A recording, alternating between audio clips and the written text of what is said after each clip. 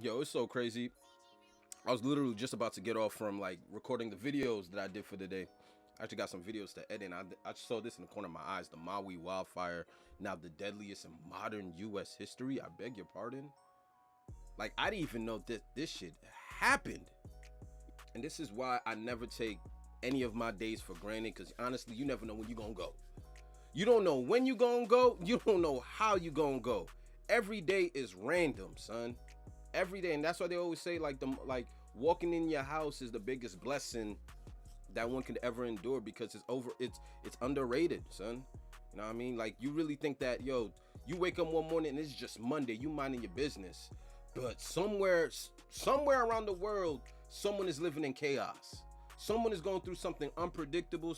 Someone is going through something from being at the wrong place at the wrong time. And sometimes you could be at the wrong state at the wrong time, son. Like, how does this even happen, bruh? A wildfire now the deadliest in modern day U.S. history? Why are we still breaking modern day records, bro? Like, I thought COVID was enough, but this? I pray for y'all, man. I pray for y'all that y'all take it easy and not take life for granted, because, like I said, bro, you don't know how you gonna go, son. Like, this just sounds crazy. The title alone sound crazy. That's why I'm reacting to it. I'm like, how'd we get here? Evening from here in Maui, where we have just learned that this is now the deadliest wildfire in modern U.S. history. And just behind us, this is the remnants of a house burned in another blaze, as the entire island is battling ideal conditions right now for wildfires. What we know about this tragedy is already unbearable. Nearly 100 dead, more than 2,000 homes and buildings destroyed. But we are still so far from understanding the full toll, and we'll explain why tonight. This is the overhead view of the sweeping devastation in Lahaina. We now know that only 3% of those homes have been checked for bodies. Bro, what? Did the whole state of Hawaii burn to the ground like that? Next to where we're broadcasting tonight, we have two cars incinerated by the wildfires. That right there was a Tesla. You can see what's left of the front row seats. In the distance, that was a lush green hill, now scorched to its core. It shows the power of these wildfires. The governor has been warning that the death toll will go up, and there are still so many residents who escaped the flames but are now searching for their loved ones, and tonight angry at officials and a warning system they say failed them. Searching? MG, wrong turn! Wrong turn! Tonight, this is what it looked and felt like escaping the Lahaina wildfire. Oh no, guys! No, we have to leave! This new video showing the sheer panic as a family stuck in a line of cars had minutes to escape before the flames engulfed the road out. This is a disaster.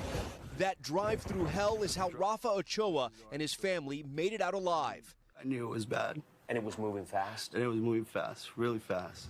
It got to our homes within seconds. With the fast-moving fire closing in on his home, Ochoa heroically grabbed both his kids and his friends' children. Their parents were at work and scrambled everyone out. Did you hear any alarms? Did you get any kind of warning? No alarms, no warning, nothing. No sign, nothing that we had to evacuate. Not even police rolling by telling us to evacuate or anything. The desperation of those chilling moments now turning to anger. Where were you guys to try and get us out? Evacuate us.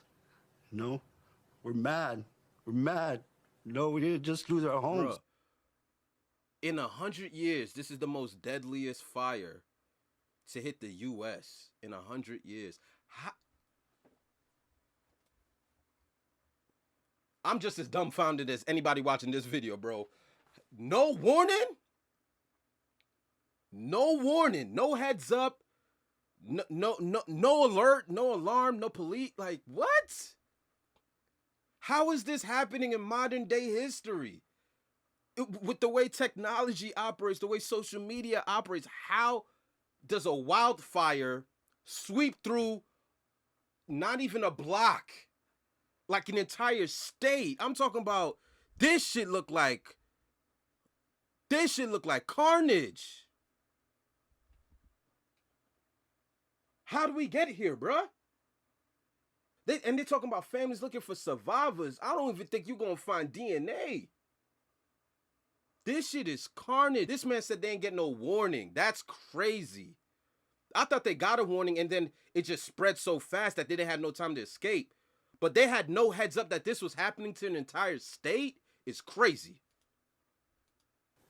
You guys messed up real bad. Hawaii emergency officials have said sirens on the island weren't activated during the fire, though other alerts by phone and broadcast were. Having seen that storm, we have doubts that much could have been done with a fiery, fast-moving fire like that. The scale of the devastating loss now unprecedented in modern times. The deadliest wildfire in the U.S. in more than 100 years, claiming at least 93 lives. Just so you know, 3%. That's what's been searched with the dogs, 3%. When we pick up the remains and they fall apart, and so when you have 200 people...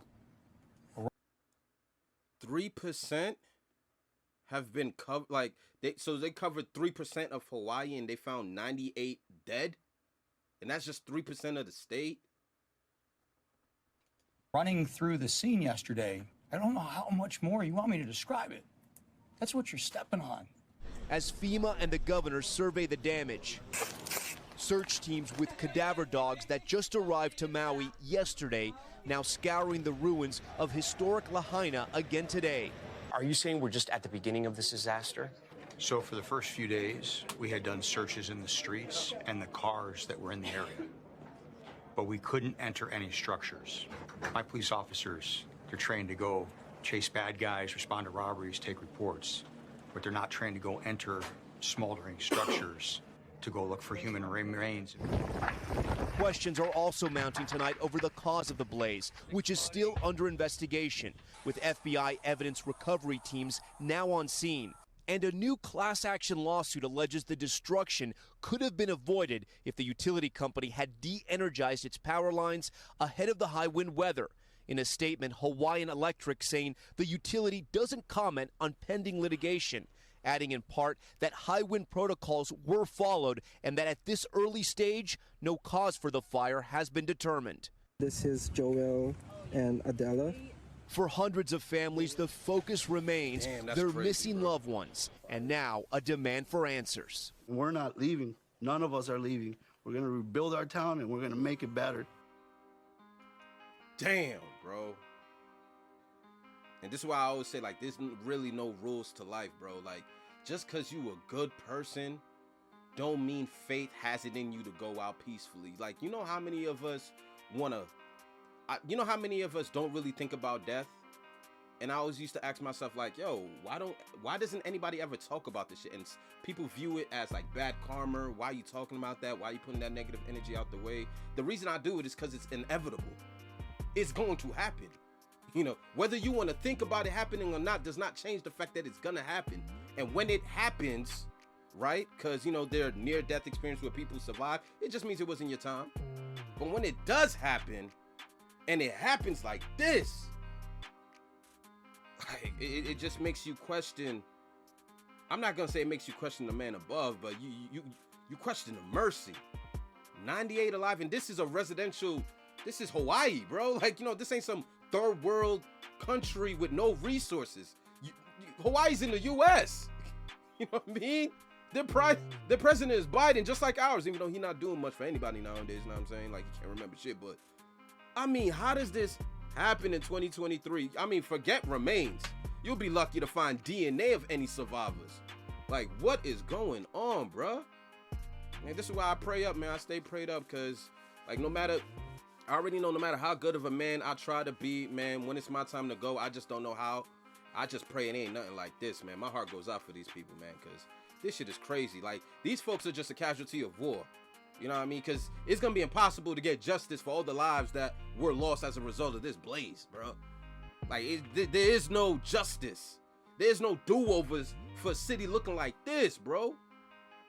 Holy. I'm going to holler at you guys in the next video, man. Damn, this shit is heartbreaking, bro. Like, mama out.